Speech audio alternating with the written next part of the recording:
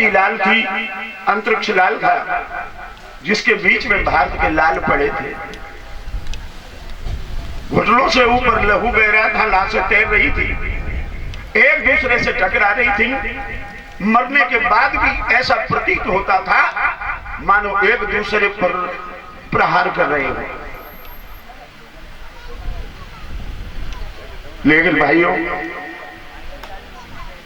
जन्ना पर जिन महारथियों के रोम इंद्र ने नहीं छू पाए, मरने के बाद उनकी आंखें और आंतें चील और कौआ निकाल रही थी। धृतराष्ट्र और गांधारी दोनों एक कमरे में बैठे हुए लंबी सांसें ले रहे थे। तब तक पदचाप सुनाई दी, मानो कमरे की तरफ कोई आ रहा है। गांधारी बोली, कौन है? मेरे कमरे की तरफ कौन आ रहा है? आवाज आई, महारानी मैं हूं, तुम्हारा सेवक विदुर। विदुर, आओ बेटा, बैठ जाओ, मुझे कुरुक्षेत्र का कुछ हाल बताइए। मेरे 100 बेटाओं में से कितने जिंदा हैं और कितने मारे गए? विदुर जी कहने लगे, हैं महारानी, 99 बेटाओं की लाशें गल चुकी हैं। मानो तुम्हारा 100वां पुत्र दुर्योधन, जिसकी कमर भीम ने तोड़ दी है, वो कुरुक्षेत्र में बालू में मुंह लगा करके फपक फपक के रो रहा है।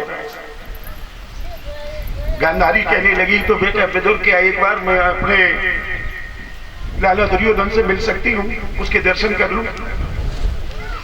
उंगली पकड़ के गांधारी की विदुर जी ले गए कुरुक्षेत्र में, जहां दुर्योधन बिलक बिलक करके रो रहा था। महारानी गांधारी पहुंच गई।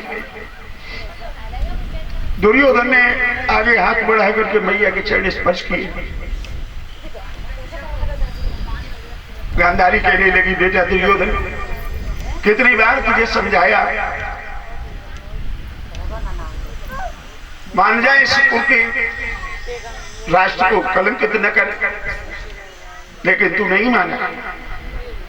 कन्हैया शांति दूत बनकर के आए, उन्होंने बहुत समझाने की कोशिश की कि 5 काम ही पांडवों को दे दे। तूने कहा सुई की नोक के बराबर नहीं दूंगा। दुर्योधन कहने लगा, मां, मैंने कोई ज्यादा गलत नहीं किया। गांधारी कहने लगी, तूने ज्यादा गलत क्यों नहीं किया है? मैंने तुझे समझाने की कोशिश की, भगवान कृष्ण शांति दूत बन करके आए। तूने कहा कि ये ग्वाल गमाना कब का पंचायत करने वाला है, इसके अंदर तो एक ही गुण अच्छा है कि ये बंसी अच्छी बजा लेता है, लड़कियों में नाचता गाता जरूर है। आज बच कन्हैया की बंसी नहीं, बंसी बन करके तुझे मछली की तरह से फांस लिया, तू कुछ नहीं कर पाया। दुर्योधन कहने लगा, मां, मेरा धर्म था कि मैं भैया धर्मराज की आज्ञा का पालन करता। मेरा धर्म था कि मैं भैया धर्मराज के राज्य में रह करके उनकी टहल बजाता। मेरा धर्म था कि मैं पांडवों के साथ में ऐसी कुरीत न करता, लेकिन भैया चांडाल चौकड़ी ने मेरा कुछ नहीं होने दिया। गांधारी ने पहली बार दुर्योधन के मुंह से धर्म शब्द सुना।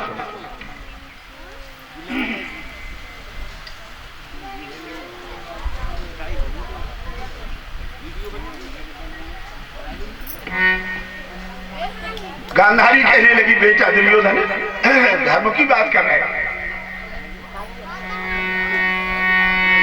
तो आई तो याद धर्म की, अरे जा अंत समय पे आई, और यही याद पहले जो आ जाती तो होती नहीं लड़ाई। अरे यही याद पहले जो आ जाती तो होती नहीं लड़ाई। अरे यही याद पहले जो आ जाती तो होती नहीं लड़ाई।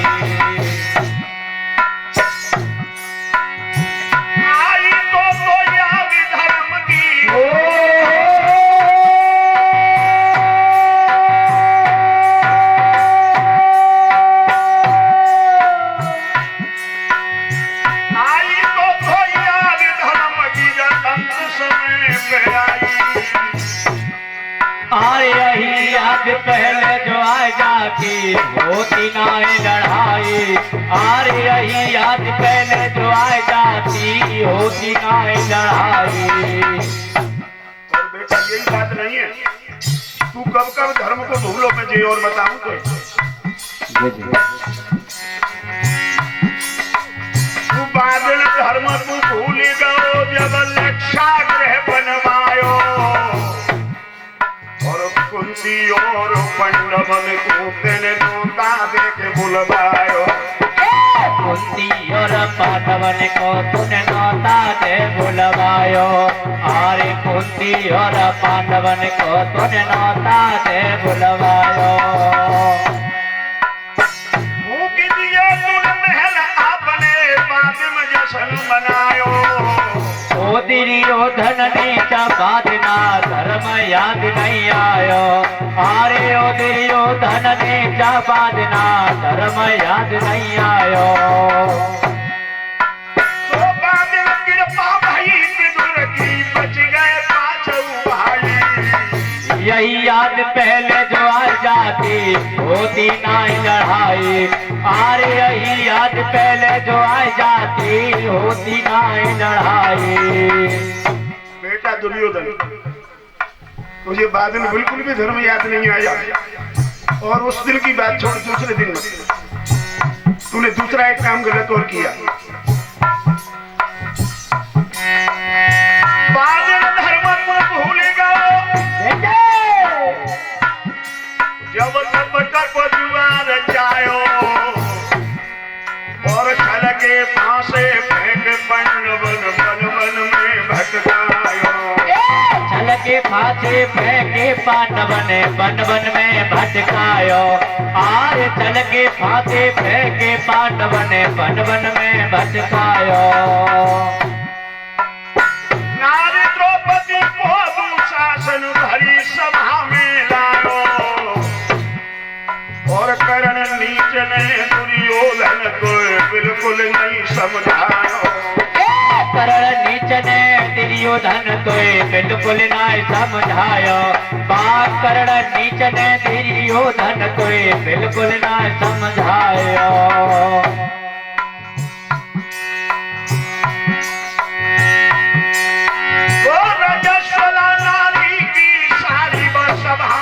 खिंचवाई। अरे यही याद पहले जो आ जाती होती ना लड़ाई। अरे यही याद पहले जो आ जाती होती ना लड़ाई। अब आई तो याद धर्म की हो।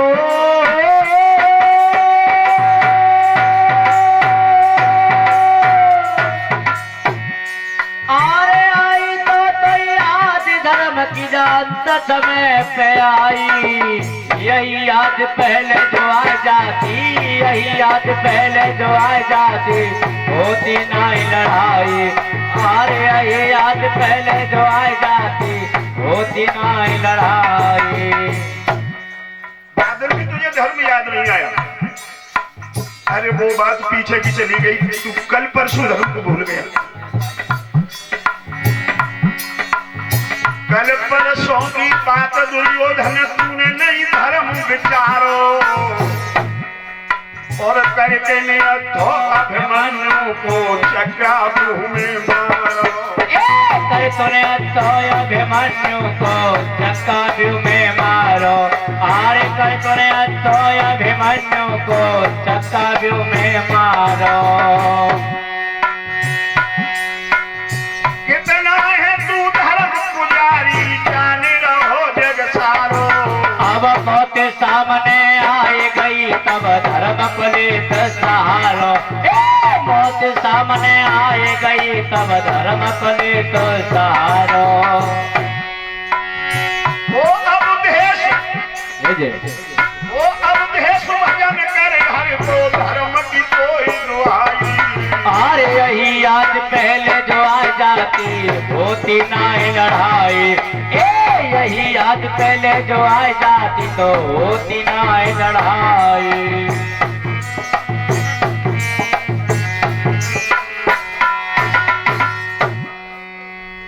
याद रखना भक्तों, गांधारी ने बहुत समझाया लेकिन अंत में दुर्योधन का प्राणांत हुआ। ये महाभारत की कथा संक्षेप में दी जाती है, नहीं तो महाभारत की कथा इतनी विशाल है जिसे कहते कहते बहुत सारा समय बीत जाएगा। दुर्योधन का अंत हुआ है, पांडवों में धर्मराज युधिष्ठिर को हस्तिनापुर का शासन प्रदान किया। हस्तिनापुर के राजा महाराज धर्मराज युधिष्ठिर बने हैं। भगवान कन्हैया कहने लगे,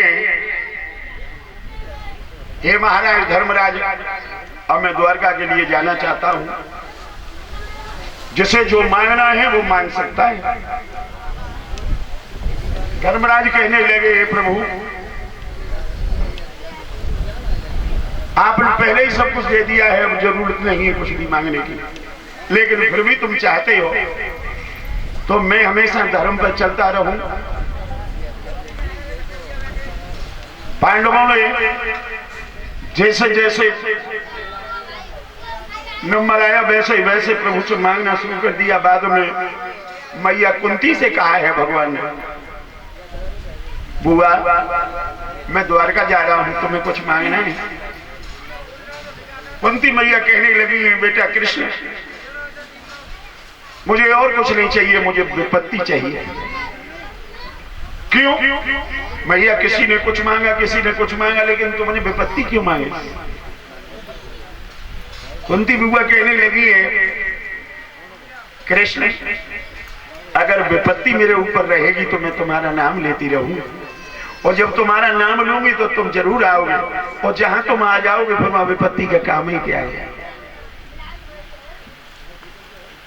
भगवान ने जैसा चाहा सबको दिया। उसके बाद भगवान कहने लगे, पांडवों एक काम और रह गया मेरा बाकी। कुरुक्षेत्र के मैदान में एक ऐसी महान शख्सियत मेरा इंतजार कर रही है, जहां मुझे जाना बहुत जरूरी है। मैं चाहता हूं आप भी मेरे साथ चलो, उनके दर्शन करो। पांचों पांडव द्रौपदी को साथ में लेकर के भगवान कृष्ण के साथ कुरुक्षेत्र में गए, जहां पितामह भीष्म सजशैया पे लेटे थे। पांडवों सहित भगवान कृष्ण ने बाबा को प्रणाम किया, और जैसे ही प्रणाम किया है पितामह की हल्की सी आंखें खुली। हाथ तो उठ नहीं पाए, लेकिन मुंह से कहा, प्रभु जो बिहान एक प्रणाम छोड़े आगे कोई अक्षर कहा नहीं।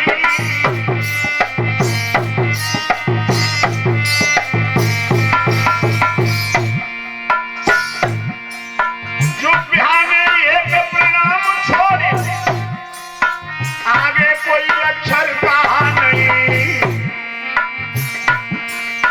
अखियन से अखियां मिली रहे, वो बल अखियन में रहा नहीं।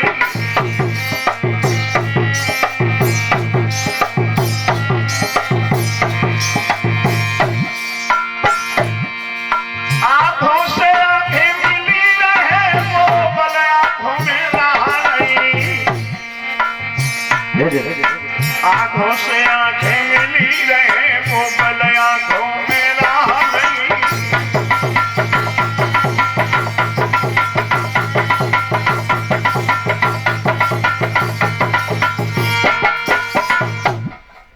आज बाबा भीष्म के मुंह से केवल प्रणाम के बदले में प्रणाम निकला, और कहा, प्रभु मेरे अंदर इतनी शक्ति नहीं रही है कि मैं तुम्हें जी भर करके ज्यादा देर तक देख भी सकूं।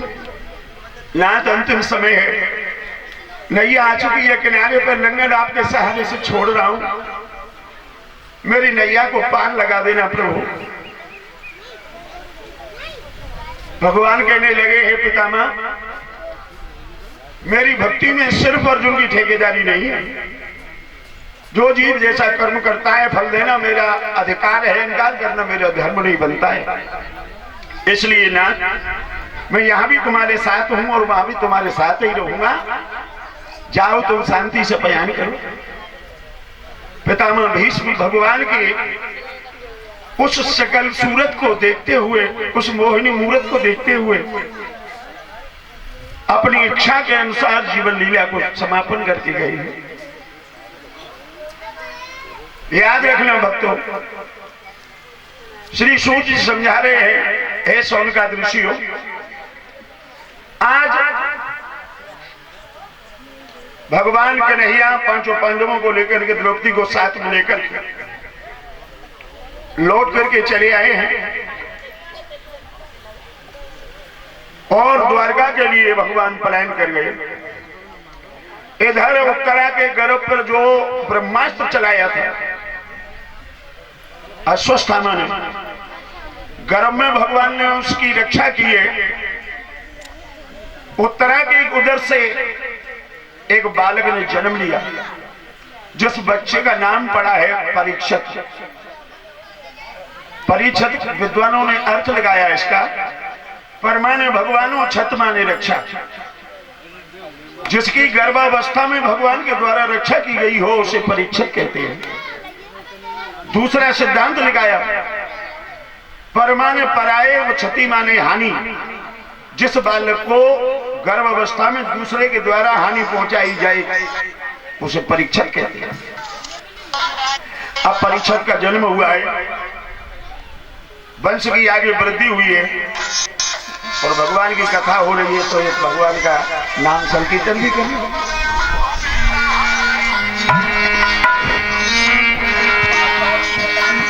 राधे राधे राधे राधे बोलो राधे राधे, राधे राधे